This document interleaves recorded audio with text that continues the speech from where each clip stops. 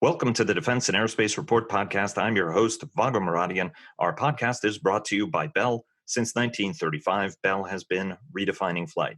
Learn more about its pioneering spirit at bellflight.com. Joining us, as they do every week, to discuss the week on world markets in the United States and abroad are Dr. Rocket Ron Epstein of Bank of America Merrill Lynch, Sash Tusa of the independent equity research firm Agency Partners, and Richard Abalafia of the Teal Group Consultancy. Guys, welcome back. Yeah, thanks, Vago. Great to be here. Thanks, Vago. Always good to be here. Always a treat to be here, Vago. Thank you. And before we get started, our global coverage is sponsored by Leonardo DRS. Northrop Grumman sponsors our weekly cyber report and our broader cyber coverage. Fincantieri Marinette Marine sponsors our naval coverage. Elbit Systems of America has sponsored our Quad A and SOFIC virtual trade show coverage. And Bell, of course, sponsors this podcast. Guys, it's been a crazy week on world markets. Wall Street was surging on a perception that unemployment was falling, even though apparently that number was erroneous and the unemployment rates may be actually higher. Airline and Boeing shares surged, even though Beijing suspended U.S. airlines from flying to China, and then Washington responded by blocking Chinese air carriers from flying to American airports. We had the 31st anniversary of the Tiananmen Square crackdown, where Hong Kong was cracked down on at the very same time that the White House was, in its own right, cracking down on peaceful protesters just outside the White House. And amidst all this, I think Boris Johnson tried to do, the British Prime Minister Boris Johnson was trying to do the noble thing by saying, look, if things get really bad in Hong Kong, the United Kingdom will allow 3 million Hong Kongers to immigrate to the United Kingdom. I'm not interested in that last part, but it's just been such a crazy, chaotic week. Ron, start us off. Sash, really want to get your views, and then Richard. We've been talking about markets being out of sync with the reality as you guys, as professional lifelong market analysts, have seen them. The markets are trading in completely a different direction. Where are we? What's going on? Was this a reset week? What do you guys think? Ron, start us off. When you look at commercial aerospace, particularly this week, the stocks were all very strong. The real bellwether was Boeing, which I think was up 40% on the week or close to it, maybe a little more, something like that. And for a company of its size, any company, that's a big move, but particularly for a company of its size, that's a gigantic move. Airlines were up a lot. And then many of the commercial suppliers were up a lot. And we did a lot of head scratching about it. We had a lot of calls with clients. Had a couple of clients said, hey, I need a therapist. I just don't understand what's going on. But I think it's just kind of this simple, maybe this simple. We've had this opening up trade that we've been talking about now for, I think, a couple of weeks in the podcast. Many sectors in the market have recovered close to where they were pre-pandemic. Aerospace in general has lagged that. So there was a little, searching around the market looking for, areas where the market has lagged. Another maybe more derogatory way to call the trade is sort of the dash for trash. But to be fair, I think what changed this week was many of the companies that rallied a lot, and Boeing one of them, probably the investor psychology switched from, we were worrying about Boeing possibly having to restructure, possibly filing Chapter 11. That seems to have gone off the table. And with some smaller suppliers that you saw in kind of low single-digit numbers, we're now in maybe high single-digit numbers, or even above $10. That was the market, I think, saying, we're not worried about these guys filing Chapter 11 or having to do some broader restructuring, at least not for now. And I think that enthusiasm was brought because you're seeing things open up. People are getting out. The weather's been broadly nice. The economic numbers broadly have been changing for the positive. And to be clear, right, like air traffic, when you're down 95%, it's not a heroic assumption saying that's the bottom, right? The next step, this is the really hard part, right? Because where to from here? Okay, so you're not going to have maybe the restructuring we thought, but all right, what's the recovery look like? And then I think what gets really challenging from an investor perspective at this point is picking the winners from the losers on who's got bigger problems, whose problems are smaller, that sort of thing. Right. And this is independent of, is there going to be a second wave? How big is the second wave going to be? That kind of thing. So I think it was a combination of factors, but really I think the real switch that flipped was, we don't have to be as worried about these companies, filing for some form of restructuring anymore. They'll be okay. And I think that gave that bid to at least commercial aerospace. Europe has been coming out of lockdown a little bit more quickly than the United States. There hasn't been a massive surge in cases. And if you look at it, even in the United States, there was a concern with so many people involved in so many protests around the country that there would be a big surge in cases. And I don't think we've seen that, even though the surge in cases is in different sorts of places, right? I mean, clearly it's in Brazil, it's in Latin America more so, and even in the United States, it's sort of spread to parts of the country that didn't have it before, rather than surging back in places that have had it, for example, New York. Sash, give us your sense on how you see this from both your side of the Atlantic looking at us, but as well as what's happening over in the European market. Okay, I mean, I think that Ron is absolutely right. That the really hard part now is what is the shape of this recovery, and indeed what the timing of this recovery is. We're 95% down. I mean, there is only another 5% to go technically, but I think the risk is that the market is just being far too optimistic about the possibility that there will be no restructuring. I think, going from we've reached the bottom to everything is okay to 40% up is a reasonable share price. Yes, equities are incredibly highly geared because the fixed bit tends to be the debt. And so, if you get more optimistic about the multiple, all of that comes through to the share price. That's understood. But I don't think we're going to know for probably 2-3 quarters yet, actually, what the underlying demand in this sector is. Our view, to be perfectly honest, is there is no demand, or there doesn't need to be any demand for commercial aircraft until the end of 2022. And in that environment, which of these companies will actually survive? So I think for the market, I think the market's just taken about 5 leaps forward, 4 of which are understandable because everybody wants to assume that we're out of this. Everybody wants to assume that everything's going to be great, but I think they're just wrong, to be honest. And it was very interesting. I was doing a webinar for Aviation Week this week, and there were 2 poll questions asked to the audience. It was a big audience, 1,500 people. So it was. I'm not sure it's necessarily representative of the sector, but it's certainly large enough to be of real interest. And these are people who are interested in the nature of the cycle and the product development at Boeing, Airbus, and Embraer. And the first question was, is the 737 MAX, A, needing to be replaced immediately, or B, it's fine and, it's good for 5-10 years or so. And the largest single portion of the voters said, 737 MAX is fine, nothing to worry about here. Well, that's interesting. That's being complacent about your own product, as far as I'm concerned. And I think not looking at the underlying commercial situation that Boeing's got with the MAX relative to the A320neo, particularly the A321, I think that's dangerous complacency, personally. But the second one was even more interesting, which was where the question was, will the Comac C919 ever be a competitor or a commercial threat, were the words used, to Boeing or Airbus? 82% of the people said, nah, never. I think underestimating your own competition, underestimating the enemy is utterly lethal. But so what we've got irrational, excessive exuberance. I just don't buy that, frankly. And I think that in what is, by any stretch of the imagination, the worst recession of the entire jet age, underestimating what will happen in the next couple of quarters, and just supposedly looking through it and saying everything's going to be okay, that's dangerous.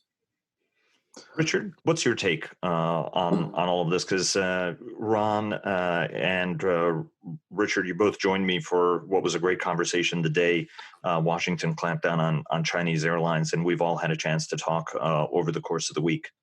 Yeah, the point Ron has made, of course, is that there's an awful lot of cash sloshing around out there and looking for a home. And as long as we see even the slightest little tiniest green shoots, we've gone from 96% down in TSA throughput in U.S. airports to only 88%. My God, it's a green shoot.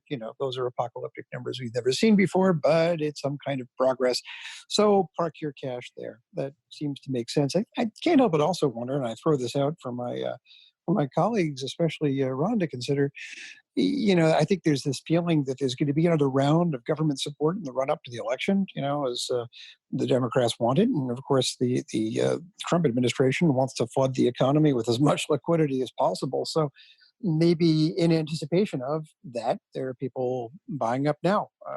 Maybe that's part of the facet. But I totally share Sash's concerns about this because, boy, it seems like some sort of submerged bubble or something.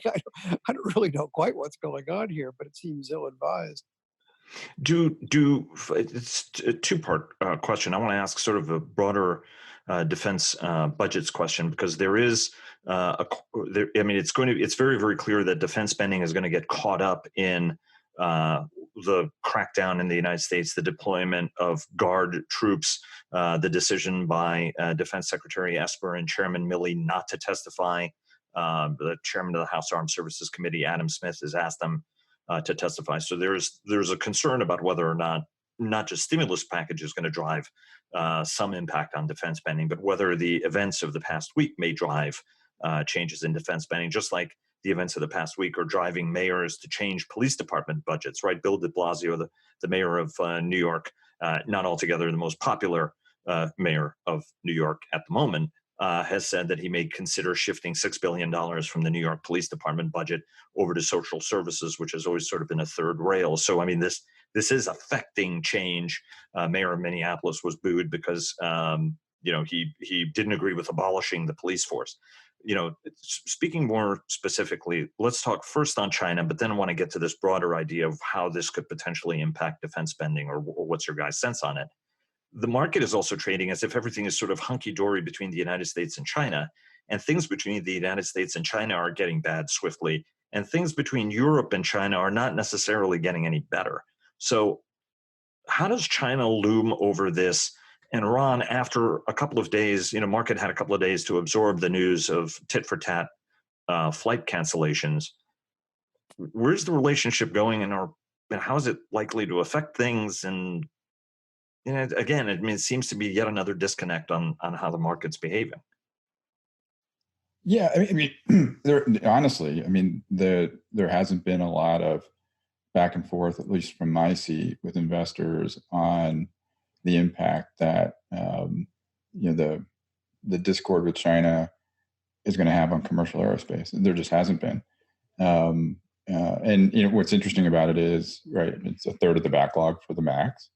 It's about 2 787s per month, something like that. So it's material, but there just hasn't been a lot of talk about it.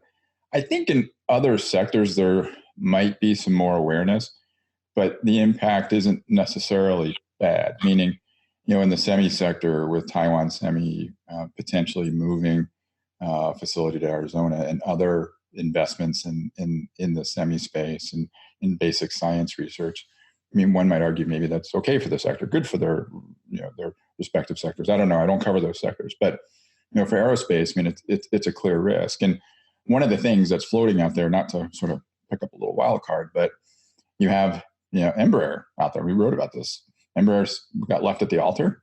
You could imagine potentially Embraer getting bankrolled by, or having a partnership, one of a number of companies.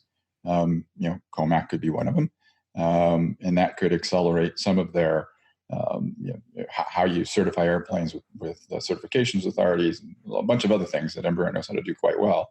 And that's another thing that's floating out there. But so I would say broadly, at least the investment community I'm dealing with isn't thinking that deeply about what the potential ramifications, ripple effects of this increased friction with China will mean for our sector. Sash? I totally agree with Ron. The MAX is a third of, China is at least a third of the MAX backlog. I was at the Boeing briefing and press conference at the Shanghai Air Show 18 months ago, where they were absolutely cock-a-hoop, and they said very, very clearly, over a third of all our deliveries last year were to China. And the same thing with Airbus. China is absolutely crucial for both of the civil OEMs. And if we start to get a chilling of relationships between Europe, the US, and China, nobody should be surprised that the Chinese decide to undertake a bit of import substitution and operate C919s. They're allowed to operate a slightly substandard narrow-bodied aircraft if they choose. It's a sovereign nation, for God's sake. And the big three airlines are all state-owned. Get over it. So I think the market is really underestimating how important China is to the civil aviation companies. And if the Chinese airlines just slow down the rate at which they take delivery of aircraft, because they just don't need very many new ones, and then stop ordering, that's going to cause huge problems for Boeing first, Airbus not a very distant second, in our view. Richard? Yeah, I think that's exactly right. I think for years, people like me have been misreading the situation with COMAC in China. We've viewed them as a, possible wannabe global competitor. And it fell upon me and others to say, no, they really aren't very good at their job. This is not a global competitor. I think I might have been misreading it. I think others too. This is not an effort to create a global player. This is an effort to create a domestic market fallback in the event of a Soviet Union type outcome where there's a great decoupling between China and the West and Chimerica, as now Ferguson goes away. And the Chinese simply say to their, as Sash points out, state-owned airlines, you will operate this plane. And it sure looks like that at this point is the base scenario, so that 10 years from now, we have this conversation, holographically, of course, because that's what podcasts will be then. And we're going to be talking about, this cut off part of the world that will have the equivalent of, the Tupolev 154 or the Ilyushin 86 and whatever else the old Soviet Union operated. That'll be for them. The rest of the world will have modern Airbuses and Boeings. And trade simply won't be on anything like the scale that it was. They'll have their own aviation ecosystem, and so will the West. Ron, I know you have something to add, and then Sash, I know you want to talk a little bit about Huawei. So one point I might add, however, and I just want to make sure I didn't kind of characterize what I said wrong. We have had some investor conversations on the potential impact of increased tension in the Pacific and what that could mean for defense contractors. So there's a little bit of cognizant dissonance going on where the impact on commercial oil hasn't come up so much, but people are asking about, okay, well, if there is more tension in the Pacific, what does that mean for things like long-range strike, projection of power, the Navy, so on and so forth? So that's come up in conversation. So I didn't want to lead folks to believe that investors haven't been cognizant of it at all. It's just in the commercial aerospace side, there just hasn't been a lot of talk about it. Sash? Yeah, two things. One, on Huawei. I think the mood is shifting against Huawei and hence against Chinese investments in Europe very, very fast indeed. The UK was still being pretty supine probably 3-5 months ago with regard to Huawei's position in the UK 5G network. But there was a report that I think originally came out of the Wall Street Journal, but is being very, very widely, re-reported in the UK papers about Huawei's founder Ren Zhengfei talking about surge forward, kill as you go, blaze us a trail of blood. I declare, and the quote is he's declaring war on the West. That's terrible. That's not going to help them. In my very humble opinion, that's a very, very counterproductive way to approach marketing in Europe and your position in Europe at a time when Chinese-European relations are weakening very fast. I mean, Europe was clearly late to recognize China as an unreconciled politico-economic competitor, but is catching up pretty fast at the moment. It's become now quite a major issue for the UK National Security Council, and reports like this, however they were obtained and being broadcast, is turning the mood against Huawei, and Huawei for many countries in Europe personifies China very, very fast indeed. Just one other point I'd like to add actually about Embraer. I don't see Embraer and Comac as tying up. This game was played out 7 years ago, certainly 5 years ago. Remember, at that stage, Embraer had a plant in China producing a handful of ERJ 145s every year. Then they converted it to the BizJet, and then they tried to convert it to the E-Jet, the 170, 190, and the Chinese said, nah, no thanks. I think we're water under the bridge now. I don't think Embraer's got anything the Chinese need. And my personal view is the Brazilians are going to have to accept they've got to renationalize the company, because getting a big refinancing from the Chinese at this stage, I think, is a dream. Let me just ask, how is the entire Hong Kong issue playing in Europe? I mean, in the United States, it's been stunningly quiet. In China circles, there's a lot of passion about the issue. There's a lot of concern that if the world doesn't act there, you talked about the horribly bad behavior of Chinese wolf diplomats that, and obviously Xi Jinping's attitude, right? I mean, Xi at this point thinks China is strong enough economically, diplomatically, militarily. Everybody is weak and distracted. Now is my moment to act. Having been delivered a setback last year in Hong Kong, when obviously the Legislative Council slipped into fully democratic hands. Is this a needle-moving issue at all in Europe? You've got to have a really, really delicate needle for it to move it at the moment. Look, Europe's priorities are coronavirus 1, 2, 3, 4, 5, probably down to 10. Somewhere down nearer 20 is Brexit. Brexit's going badly, by the way, in the negotiations. It's going to be something approximating to a no deal. And frankly, nobody really cares at the moment because coronavirus is more important. Hong Kong, it gets a bit, it gets some, some coverage in the broadsheets and the BBC, but it has no cut through. And of course, right, I mean, all of this is happening with actually a proper opposition leader, Sir Keir Starmer, in the seat. Yeah, but he doesn't care either. I mean, he's just got other, he's trying to attack the government. He's not actually trying to, to sort out Anglo-Chinese diplomacy at the moment. For good or bad. The one other question I wanted to get your take on, and then bring Ron and Richard in on this as well, is the big economic package that the EU approved. That was really regarded as a watershed moment, given it's 850 billion euros, which is quite a lot of money. And more importantly, all the fiscally austere countries have decided to go along with it. Denmark, Sweden, Germany, always being holdout nations. Do you think that that's something that significantly moves an economic needle? Well, it's one of the things that supported the recovery in stock prices in Europe this week. But the great problem is that the EU talks very, very big. The numbers are always in hundreds of billions. Let's see how much of that comes through fast enough. I think the thing that's more interesting, actually, about Europe at the moment is the degree to which individual European countries are starting to bail out their national airlines, and in some cases starting to nationalize them. Lufthansa is going to end up being quasi-nationalized. Alitalia, well, there's a surprise. I thought it was nationalized, but it turns out it was private, but it's going to end up in the state sector again. Dog bites man, but whatever.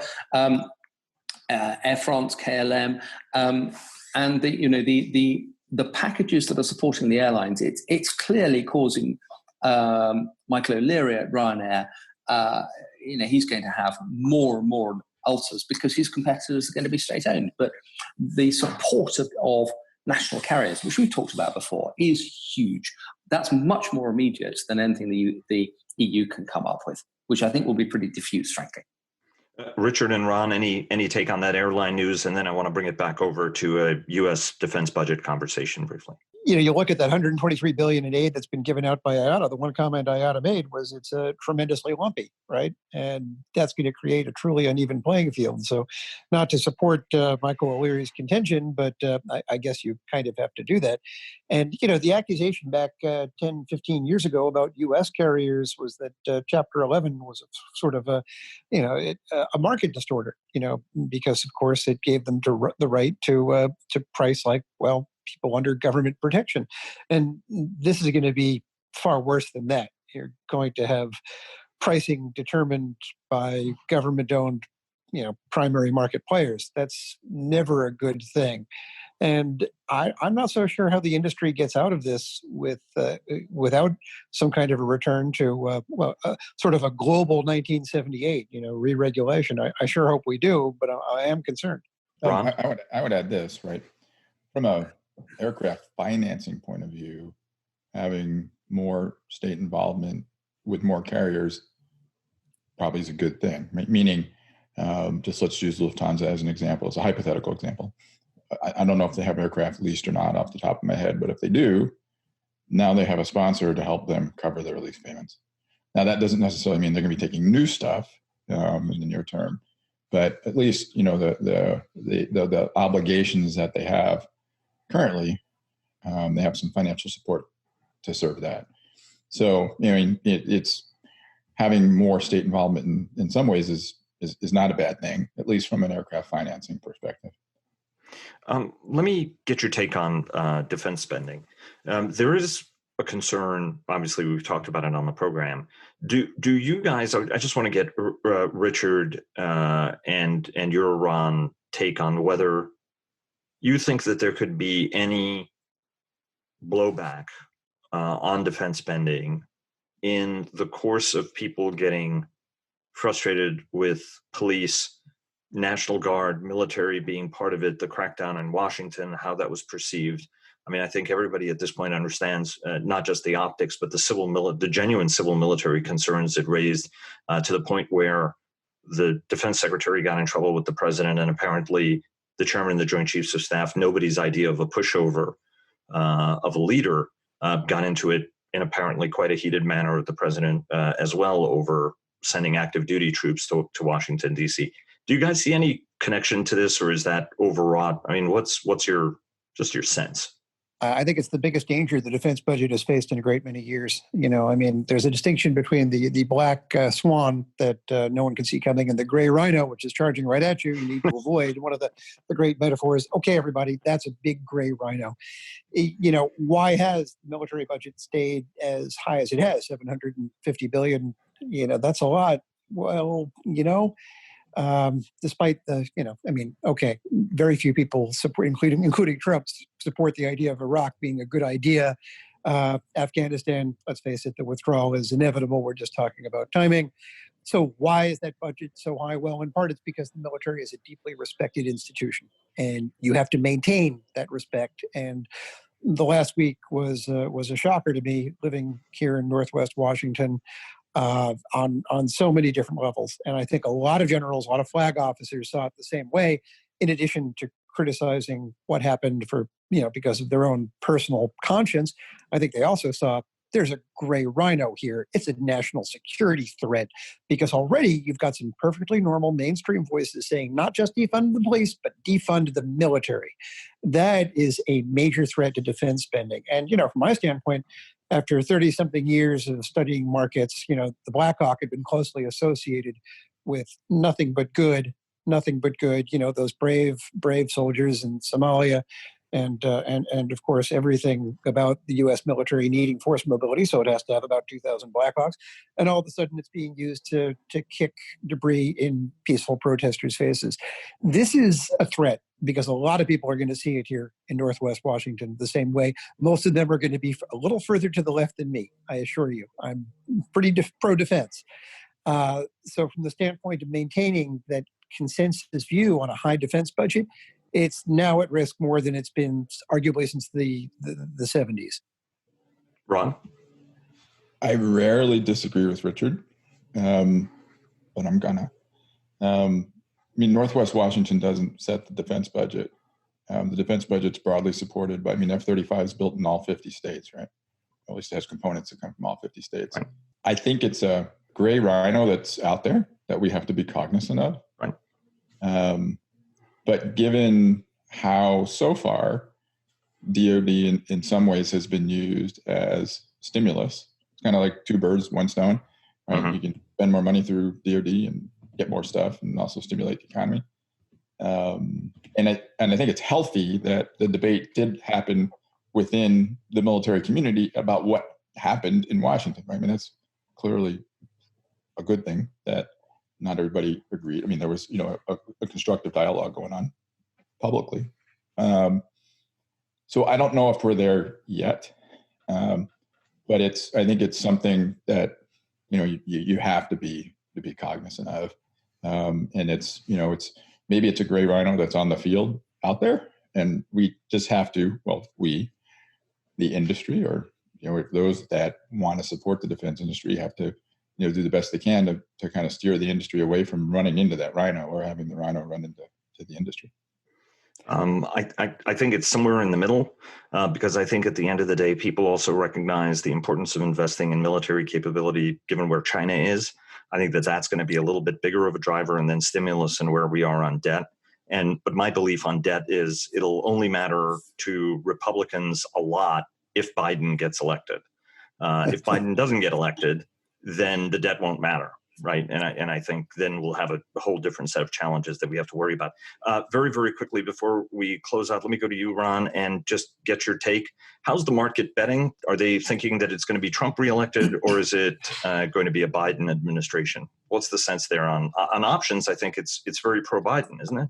Yeah, I mean, but it's interesting. So I haven't looked at how the options market is playing it. So I'm just to admit kind of fully, I don't know what that market's saying. But specifically, I think if the market was fearing a big increase in taxes, a change into maybe a less business-friendly political environment, we wouldn't be where we are right now in terms of what the market just did. So I think it can be as, I'll be as bold as to say, when you just look at the S&P performance, that the S&P right now probably isn't discounting in a Biden victory. That's probably a clear risk on the horizon. But that's just kind of gut feel off of where the market is. Right. So we'll see. And you haven't done your pre-election assessment yet, have you? Well, we have, right? And it hasn't changed from when we published it, right? Because we did it after the last election, right?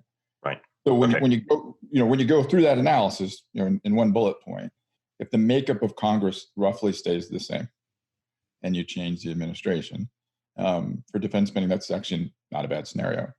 If the Senate changes, to a Democrat majority, that's where our analysis suggests that you could have more material downside to defense spending. Sash, let me bring you in because I know you want to close out with an Airbus thought. Yeah, thanks, Saga. Airbus announced their orders and deliveries for May. I mean, it really should be lack of orders and very few deliveries for May. 0 orders, 0 cancellations. That's actually pretty good compared to what we've seen in the last couple of months. But 0 orders. Airbus in the last 280 months has only had 5 0-order months. 2 of them have been this year. So tell me why the shares have been up 40% this week. The two of the 5 worst order months ever for Airbus since they started recording this stuff have been in this year. 24 aircraft delivered. That's up from 14 in April, which looks terrific. But they did 77 deliveries May last year, so we're at a third of that level. And I suspect they had a lot of aircraft that were close to completion and therefore were easy to deliver. But it just highlights the degree to which, in the coronavirus environment, it's incredibly hard to get the industrial system working. And when you do, for some strange reason, the customers aren't terribly keen on turning up at Toulouse, Hamburg, Tianjin, Mobile, and so forth to take delivery. So everything is taking longer. Ron, you get the last word because we got to close it out for the week. Yeah, so just following up on Sasha's comment, I think this is particularly interesting. We did I participated in a webcast that was, an Aviation Week webcast. We had a lot of people dial in. One of the questions we asked was, which narrow-body family of aircraft is at the highest risk of additional deferrals or cancellations? And we gave the choice between the 737 MAX, the A320neo, the A220, and the E-jets. And the results came out it was very surprising, sort of. The 737 MAX came in at about 81% of the respondents said the MAX had more risk of deferrals and cancellations. And the one that had the littlest, if that's the right word, smallest. There you go. Right. Learning English. The smallest was the A320neo at about 6%. Right. So, seeing that Airbus isn't getting a lot of cancellations is consistent with the polling we had. Guys, thanks very much for joining us. Really appreciate it. As always, hope everybody has a great and a very safe week. Thanks, Vago. Yeah, thanks, Vago. Great to be here. Can't wait till next week, Vago. Same here, guys. Thanks again. Thanks for joining us. Please follow our daily interviews and subscribe to our weekly newsletter. Follow us on Twitter, on Facebook, and LinkedIn, and check out our weekly cyber report sponsored by Northrop Grumman. For more than 80 years, Bell has pushed past the boundaries of what's possible to drive aviation forward, going above and beyond flight, bellflight.com. Thanks again to Bell for their generous sponsorship, and we'll see you again tomorrow.